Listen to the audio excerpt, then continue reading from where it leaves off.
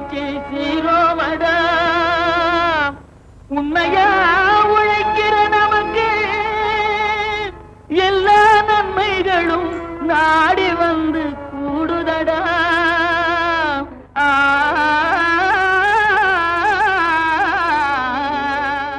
மாத்தியோசிச்சங்க பகுதியில் இன்று இந்தியாவின் தென்பகுதியான கன்னியாகுமரி மாவட்டம் முக்கடலும் சீராட்டும் சிங்கார பூமி அலைகளுக்கு இடையே பயணம் செய்து தங்களின் வாழ்விற்கு வளம் கூட்டிக் கொள்ளும் மீனவர் பூமி பரந்த நீர்நிலையென பாராமலும் இயற்கைக்கும் ஏனைய புற சுற்றுச்சூழலுக்கும் வணங்கிடாத மீன்பிடி தொழில் புரியும் தென்னவர். அவர்களின் வாழ்விற்கு வளம் சேர்க்கும் திட்டங்களில் பல. அதனை பயன்பெற்ற திரு வில்சன் அவர்களை சந்தித்த போது, என் பேர் வில்சன், எனக்கு முட்டம்.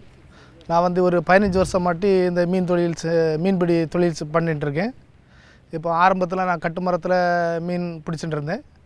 இப்போ என்னுடைய தேவைகள் அதிகப்படுறதுனால விசைப்படகு மூலமாட்டி ஆழ்கடலில் மீன் பிடிச்சிட்டு இருக்கேன். இதனால் எனக்கு அதிக வருமானம் வருது. என்னுடைய வாழ்க்கையில் என்னுடைய தேவைகளும் நல்லா பூர்த்தி ஆகுது. அப்புறமா இப்போ மீனவர்கள் அரசாங்கம் ஆழ்கடல் மீன்பிடிப்பு உற்பத்தி செய்யறதுக்கு அதிகமாக இது பண்ணதுனால ஒரு 45 நாள் தடைக்கால போட்டிருக்காங்க. அதுக்கு எங்களுக்கு அந்த டைம் எங்களுக்கு வாழ்வாதாரம் கஷ்டமாக இருக்கனால அரசாங்கம் ஒரு 2000 ரூபா எங்களுக்கு நிவாரண உதவி தந்திருக்காங்க. அது எங்கள் வாழ்க்கையில் ரொம்ப பயனுள்ளதாக இருக்குது. இதனால் நாங்கள் அரசாங்கங்களுக்கு நன்றி கூறுகிறோம். கன்னியாகுமரி மாவட்டத்தில் நெல், வாழை, தென்னை போன்றவை பெருமளவு பயிரிடப்படுகின்றன. இப்பயிர்களுக்கு விவசாயிகள் பொது பரிந்துரையின் அடிப்படையிலேயே பயிர்களை உரமிடுகின்றன. இம்மாவட்டத்தின் அமிலத்தன்மை உள்ள மண் வகைகள் மிகவும் அதிகமாக காணப்படுகின்றது. இவற்றை போக்க சுண்ணாம்பு, டோலமைட் போன்றவை சேர்த்து நிலத்திற்கு இடுவதன் மூலம் அமிலத்தன்மை குறைபாடுகள் நீங்கும். இதற்கு மண் பரிசோதனை அவசியம். இன்றைய நிகழ்ச்சியின் மண் பரிசோதனை குறித்து கன்னியாகுமரி மாவட்டம் பேச்சிப்பாறை வேளாண் அறிவியல் நிலையத்தின் இணை பேராசிரியர் முனைவர் எஸ். சுரேஷ் அவர்கள் விளக்கம் அளிக்கிறார்.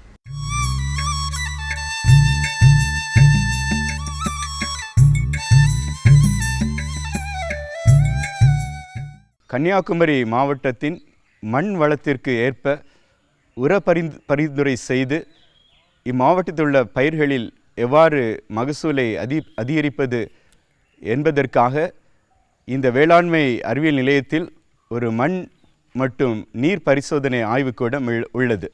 இம்மாவட்டத்தில் 60 முதல் 70% பயிர் செய்யப்படும் நிலங்கள் அமில நிலங்களாக காணப்படுகிறது. குறிப்பாக இந்த நிலங்களில் நெற்பயிர் 17,000 ஹெக்டேர் நிலப்பரப்பிலும், தென்னை மரம் 24,000 ஹெக்டேர் நிலப்பரப்பிலும், வாழை 7,000 ஹெக்டேர் நிலப்பரப்பிலும், மரவள்ளிக்கிழங்கு 6,000 ஹெக்டேர் நிலப்பரப்பிலும் சாகுபடி செய்யப்பட்டு வருகிறது.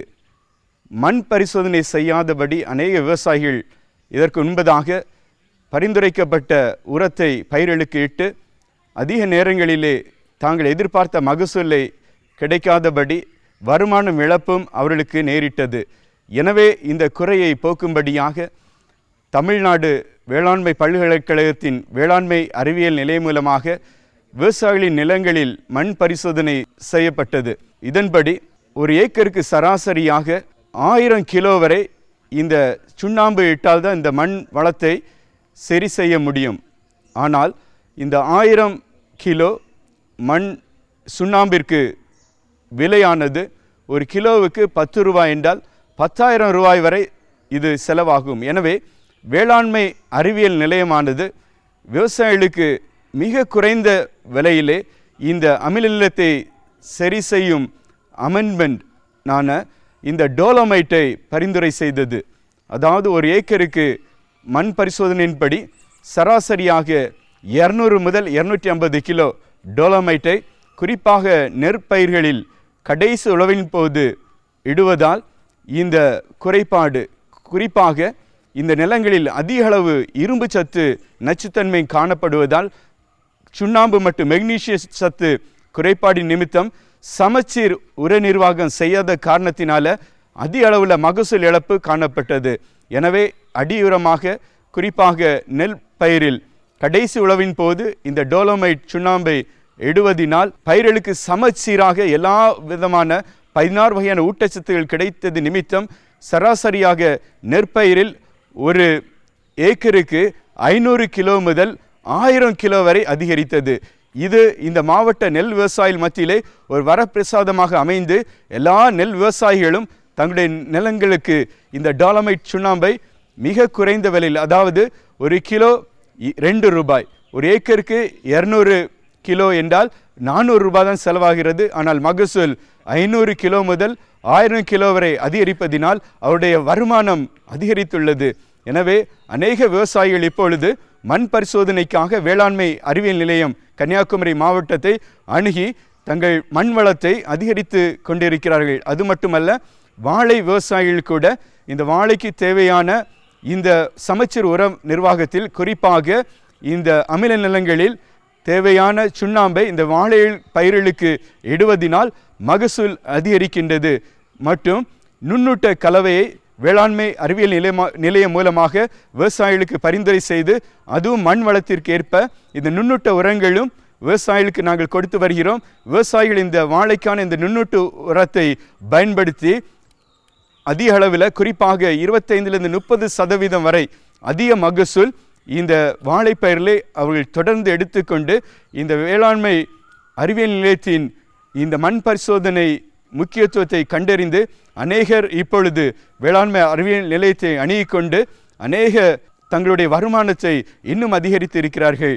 அது மட்டுமல்ல, பல மரவள்ளிக்கிழங்கு விவசாயிகள், இன்னும் தென்னை விவசாயிகள் என்று எல்லா பயிர் விவசாயிகளும் மண் பரிசோதனைக்காக இந்த வேளாண்மை அறிவியல் நிலையத்தை தற்போது அணுகி தங்கள் மண்ணுடைய வளத்தை பெருக்குவது மட்டுமல்ல, தொடர்ச்சியாக அதிகப்படியான மகசூலை இந்த மாவட்டத்து விவசாயிகள் இப்பொழுது இந்த வேளாண்மை அறிவியல் நிலையத்தின் மூலமாக பெற்று உயர்வை பெறுகிறார்கள். தமிழ்நாட்டில் உள்ள எல்லா மாவட்டத்திலும் வேளாண்மை அறிவியல் நிலையம் அமைந்துள்ளது. எல்லா வேளாண்மை அறிவியல் நிலையத்திலும் இந்த மண் பரிசோதனை நிலையம் உள்ளது. எனவே தமிழ்நாட்டில் உள்ள எல்லா விவசாயிகளும் இந்த மண் ஆய்வுக்கூடத்தில் தங்கள் மண் மாதிரியை கொடுத்து தங்கள் மண்ணில் உள்ள குறைகளை நிவர்த்தி செய்து மண் வளத்தை பேணி காய்த்து தேவைக்கேற்ப சமச்சீர் உர நிர்வாகத்தின் மூலமாகவும் ஒருங்கிணைந்த ஊட்டச்சத்து நிர்வாகத்தின் மூலமாகவும் ஒவ்வொரு பயிர்களின் மகசூலை தொடர்ந்து அதிக அளவில் நாம் பெறுவதற்கு இந்த ஆய்வுக்கூடங்கள் உதவி செய்கிறது. எல்லா மாவட்ட விவசாயிகளும் இந்த வேளாண்மை அறிவியல் நிலையங்களின் மண் ஆய்வுக்கூடத்தின் பயன்பாட்டை நீங்கள் பெற வேண்டும், அதன் சிறப்புகளை நீங்கள் அறிய வேண்டும் என்று உங்களை அன்பாக கேட்டுக்கொள்கிறேன். என்ன நேயர்களே, இன்றைய நிகழ்ச்சியை பார்த்திருப்பீங்க. நிகழ்ச்சியில் ஏற்படும் தகவல்கள் எல்லாமே உங்களுக்கு பயனுள்ளதாக இருக்கும் என்று நம்புகிறோம். உங்களது விமர்சனங்களும் கருத்துக்களும் வரவேற்கப்படுகின்றன. எங்களுடைய மின் அஞ்சல் முகவரி ddagri05chennai@gmail.com. மீண்டும் அடுத்த பொன் விளையும் பூமி நிகழ்ச்சியில் சந்திக்கிறோம். நன்றி, வணக்கம்.